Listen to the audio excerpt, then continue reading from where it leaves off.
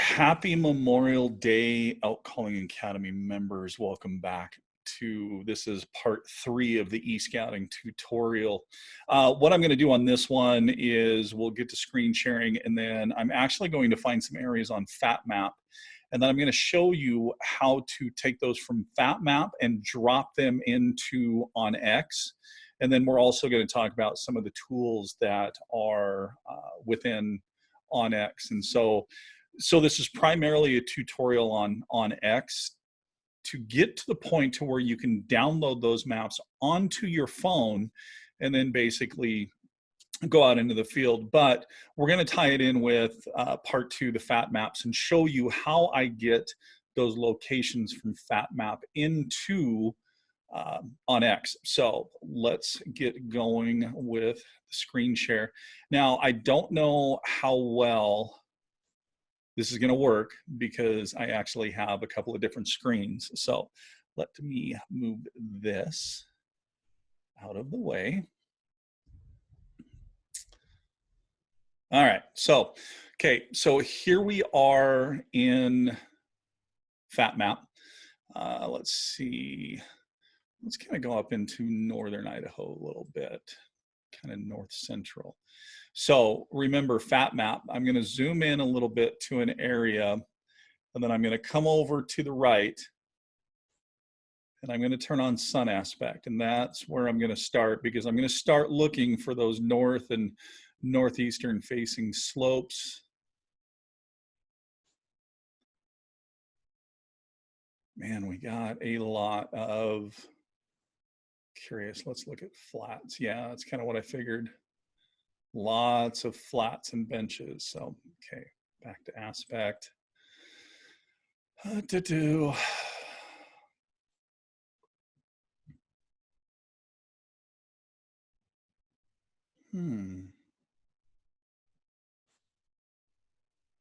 Well, we've got quite a bit of north and northeastern facing, bedding area.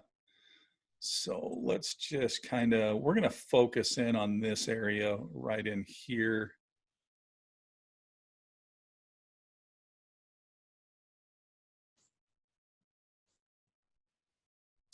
Okay, so like we did before, I'm going to turn off, hold on, I'm going to leave aspect on, but now I'm going to start tilting this map a little bit and rotating it.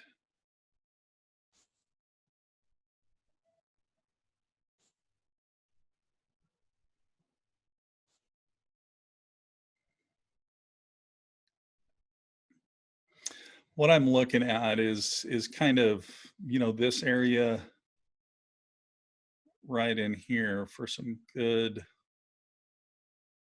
potential. Okay, right off the get-go, right here, I'm seeing some flats.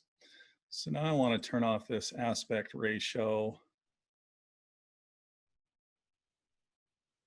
Yeah, so this was kind of the area that I was looking at right here. So aspect ratio shows us that, we're northeast, a little bit from west all the way to northeast right in here. But also the other thing that I'm looking at is these flats, these benches. Quite a bit up near the top. So these are the kind of things ideally I look for right here. High elevated benches, bedding areas, elevation wise. So down on the bottom, it's 32 up to about 55. How steep are we? Gradient. So you can see right here, so you've got some access points to come off the bottom. There's the access road on the bottom. So you have access points that you can use, ridges and drainages, to get up into this basin, basically. I'm definitely liking the look of this basin. This would definitely be something, that I could check out, because this is something here that you know, camp could be down here on the bottom. You bring this ridge up with thermals coming down, you work this basin, then with afternoon thermals coming up, now you're high and you can work these areas over here into this other basin and, you know, loop back around in the evening and right back down to camp. So this gives a really good potential for an area to hunt. Yeah, there's a lot of bedding over there. Kind of curious, what are we looking like on the backside? Okay, open, southern facing. So primarily what you have right here is you have a bedding feeding relationship.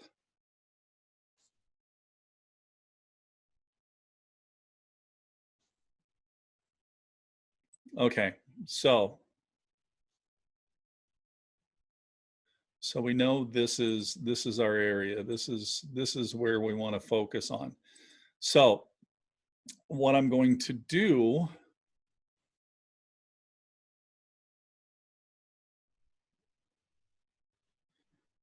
is I'm going to draw.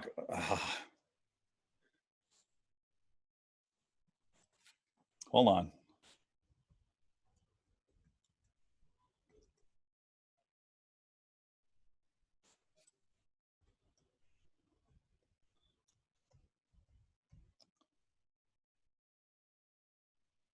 Really?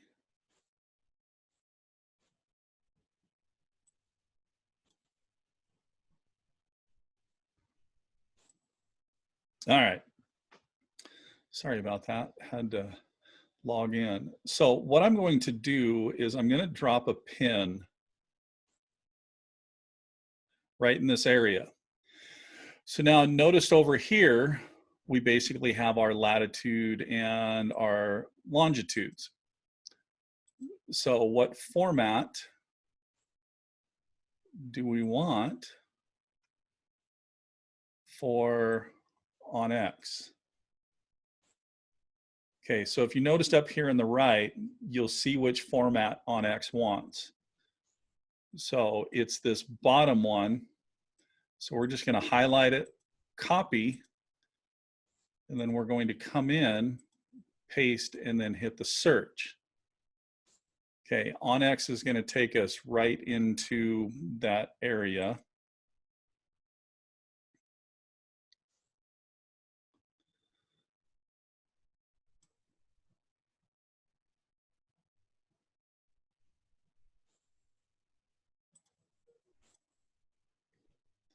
Okay, so we're right up in that area.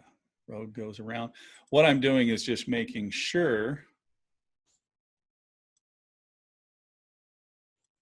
Go back to north. And let's go back to flat view. Pan out a little bit. Okay. So now we have this spot right here in OnX. So now it has us in there. So now I'm going to click on Topo, because now that I have that basin, now what I also want to do is I want to start looking for water. It looks like there is quite a bit of water up in here.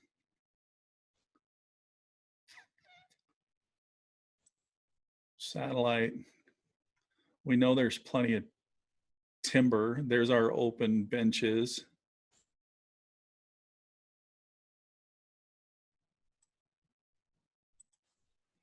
And Topo, yeah, 32, not too bad. Now, as soon as we go to Topo, if you notice one thing right here, this bench that we were looking at, what this symbol represents right here is this is a marshy area.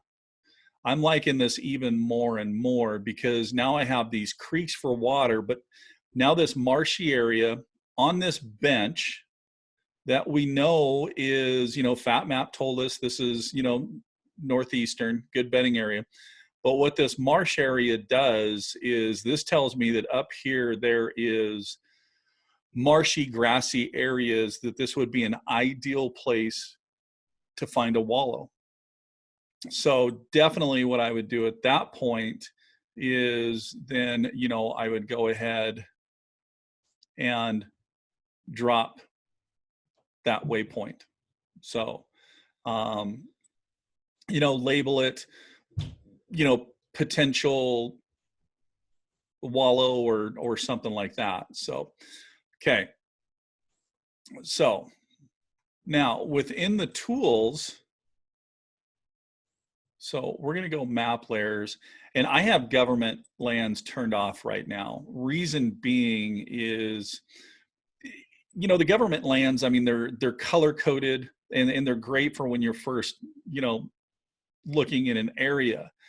The only drawback to those is when you go to download your map, if you don't turn this layer off, you're going to have that green layer on your downloaded map, and it just becomes a pain. So we'll kind of talk about that a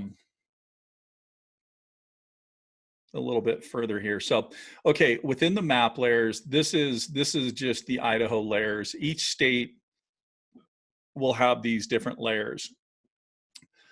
Now, hunt, this roadless one right here is one that is, if you're looking for areas to get away, we'll just turn it on. And then as you can see, what the roadless area does is it gives you different shades of purple, okay? The farther away from a road that it is, the darker the color, okay? So now this area we were just looking at tells me that, you know, we're a little bit ways away from the road.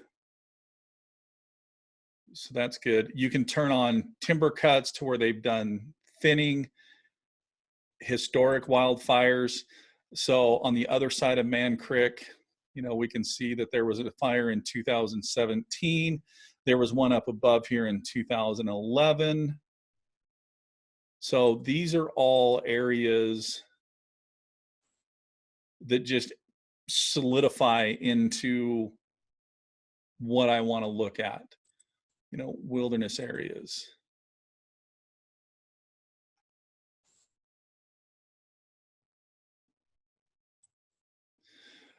The wilderness area will basically tell you, okay, we're within a wilderness area right here.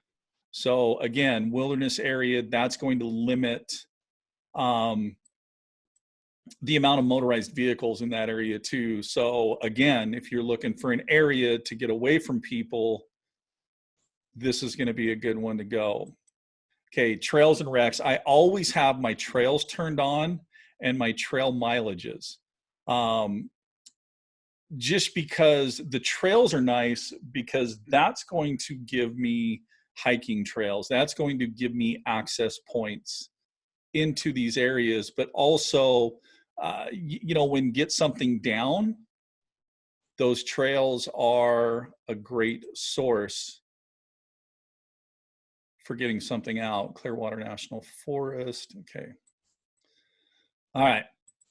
So other map trail or other map layers that I use, I don't get into the water. I primarily use the state, the hunt, and the trails. So, and also in the trails and rec, I will also put motor vehicle roads and trails. That gives me ATV trails, motorcycle trails, some good access points. So, okay, 9.4 miles on this trail. So this, again, this could be an area that, you know, you hike in. For you guys that are looking for areas to hike in and you know, set up base camp and hunt off your back, this would be a great area for that. So now, like I said, okay, I have my pins, I have the areas that I want to look at. Now, this is where you would go to your app on your phone. And notice right here how there's this green haze. As soon as I turn this off, that disappears. So it gives me a nice view of what I'm looking at. So what I'm doing right now on the computer is I'm getting these maps ready to download onto my phone because I want to save this map. And on the phone, you have options, and I will normally download my maps in the 5-mile square. And so what I'll do is I may have to download 3 or 4 maps, to cover this whole area. So if you do that, break it into sections. So here's 1 5-mile square, here's a 5-mile square, here's a 5-mile square, here's a 5-mile square. I want to not only the area that I'm focused on, but I want to download the maps on these surrounding areas as well. Because as soon as I get out there and I don't have cell coverage and I'm running on airplane mode, my phone with OnX will still work as a GPS. So it'll still show me where I'm at. It'll still show me how to get to places. But let's say my map stops on this ridgeline right here, but there's something over here I want to check out. As soon as I leave my downloaded map and come over here, everything's going to be fuzzed out. I'm not going to see any detail in this. So that's why I always download as much area as I can and as many maps. Now, it could be once I get in here and actually get boots on the ground and start working around that, I may get into this area over here and I may not like the look of it. So, then I can go ahead and delete that map. So that way on my phone, I only have the maps and the areas, that I want to focus on. So, so that's just kind of how I get the info from Fatmap over to OnX, and then double check a little bit more using the topo to kind of find areas. And the topo map is nice too, because you're going to find other little benches and areas that will really pique your interest, like this knob right out here. You have a couple of creeks coming right here, 4 creeks coming together, a little knob with a bench, satellite wise, yeah, really timbered. We know we have this nice open face on the backside for feeding. So this right here, this definitely is a area that I want to check out. So, all right, we're going to stop the screen share and come back to this. So, okay, so there you go. That's just kind of how I take it from Fatmap into OnX. So you can, before you download your maps onto your phone with OnX, you can do a lot of the stuff on the computer for setting the maps to how you want, as far as the layers you want and this and that. But like I said, biggest thing, turn off that public lands layer, and that will get rid of that green or blue or yellow overlayer. Because if you do download with those on and you get out in the field, it's tough to see detail. Because sometimes when I'm out there and I have that map and I'm looking at it and I'm standing in an area, I'll pull that map up and I'll just kind of look at areas around where I'm standing. Is there anything in there with points of interest that I want to go explore, that I want to go look at? Is there something that I missed on the map? Because you may actually get out there and you may see things in the trees and the bushes and the trails that you're seeing that looking on the computer and doing the e-scouting didn't tell you, but it's definitely a point of interest. And the cool thing is with that downloaded map, as soon as you start saving waypoints on that downloaded map, as soon as you get back into coverage and you get back into cell service, those pins that you added out in the field will be updated and added. So then when you come back from your scouting trip, pull it back up on the computer, then all of those pins that you added out in the field are now all of a sudden on your computer, and you can look at, I have a 32-inch screen for my computer that I use to really look at that, and it gives me a really nice big picture, and it just really helps me understand that area a lot more. So, all right, guys, there's tutorial video number 3. kind of introduction and kind of a brief discussion about some of the tools within OnX. I know I've been kind of testing OnX and Basemap back and forth. I find myself using OnX a lot more. There's nothing wrong with Basemap. Basemap is a great service as well. I think what it is whichever service you use first. If you start with Basemap and then you go to OnX, OnX is going to feel weird and you're not going to like the navigation on it, and vice versa. If you use OnX first, you go over to Basemap and it feels different. So I've used OnX for a long time, even when they first started with the chips for the GPS unit. It's just something that I'm absolutely comfortable with. It serves my purpose as well, and I really, really like it and use it quite a bit. So, all right, guys, there you go. Hope you enjoyed. If you got any questions, put them in the comments down below. Thanks, guys. See ya.